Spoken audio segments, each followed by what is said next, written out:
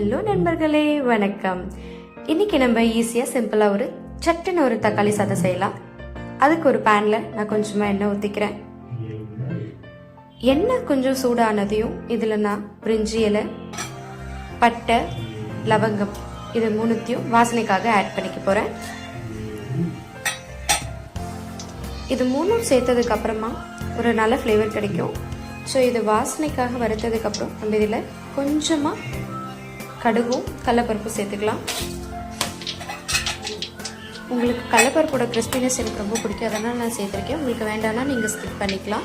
கடுகு பொரிஞ்சு வந்ததும் நம்ம இதில் வெங்காயம், நான் பச்சை மிளகாய் ஆட் பண்ணல, காஞ்ச மிளகாய் போட்டிருக்கேன். வெங்காயம் போட்டதுக்கப்புறமா தான் நான் மிளகாய் சேர்க்குறேன். வெங்காயமும் கருவேப்பிலையும் சேர்த்து நல்லா வதக்கி விட்டுக்கலாம். வெங்காயம் ஒரு கண்ணாடி பதம் வந்ததுக்கப்புறமா இதில் இஞ்சி பூண்டு விழுது சேர்த்துக்கிறேன். இஞ்சி பூண்டோட பச்சை வாசனை போகிற வரைக்கும் நம்ம இதை வதக்கணும், நல்லா வதங்கி விடணும்.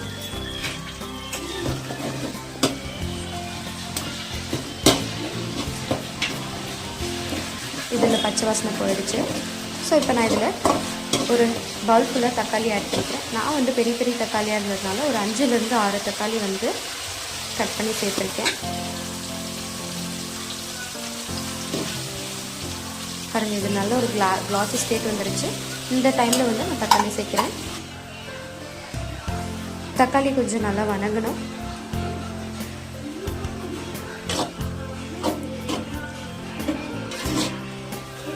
சாஃப்டாக மஷியாக ஆகிறதுக்காக மஞ்சள் நான் கொஞ்சம் சேர்த்துக்கிறேன். மஞ்சளும் உப்பும் தக்காளியும் சரி எந்த காயும் சரி நல்லா மஷியாக மாத்திர சக்தி அதுக்கு இருக்குது. ஸோ மஞ்சளும் உப்பும் காரம் சேர்க்கறதுக்கு முன்னாடி நம்ம சேர்த்துடணும். நான் கொஞ்சம் கல்லுப்பு சேர்த்துக்கிறேன், தேவையான அளவு உப்பு.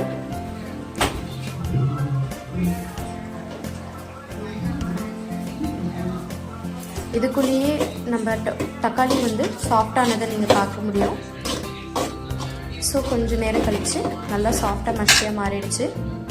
இப்போ நான் மற்ற விஷயங்கள்லாம் சேர்க்குறேன். காரத்துக்கு தேவையான மிளகாய்த்தூள், வீட்டில் அரைச்ச மிளகாய்த்தூள், என்னோட காரத்துக்கு தகுந்த மாதிரி 2 ஸ்பூன் சேர்த்துக்கிறேன். அப்புறம் தனியாத்தூள், கொத்தமல்லி தூள் சேர்க்குறேன்.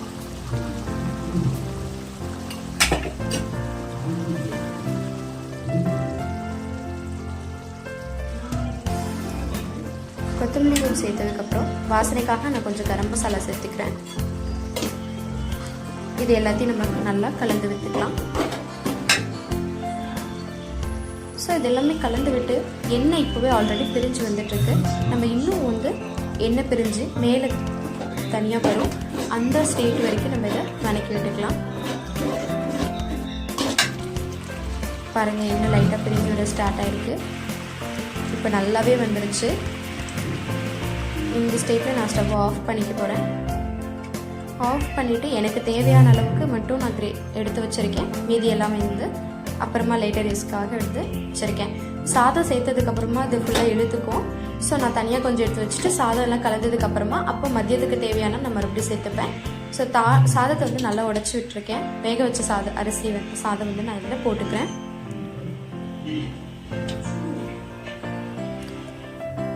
கீழேருந்து எடுத்து விட்டிங்கன்னா சாதம் உடையாமல் நம்மளுக்கு அழகாக கிடைக்கும். ஸோ நல்லா கலந்து விட்டுக்கலாம். அவ்வளோதாங்க, கலந்து விட்டால் சுட சுட தக்காளி சாதம் ரெடி.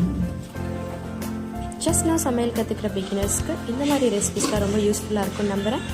பிடிச்சிருந்தால் லைக் பண்ணுங்கள், பிடிச்சவங்களுக்கு ஷேர் பண்ணுங்கள். மறக்காமல் டோரா பிரியாணி சப்ஸ்கிரைப் பண்ணிக்கோங்க. தேங்க்யூ.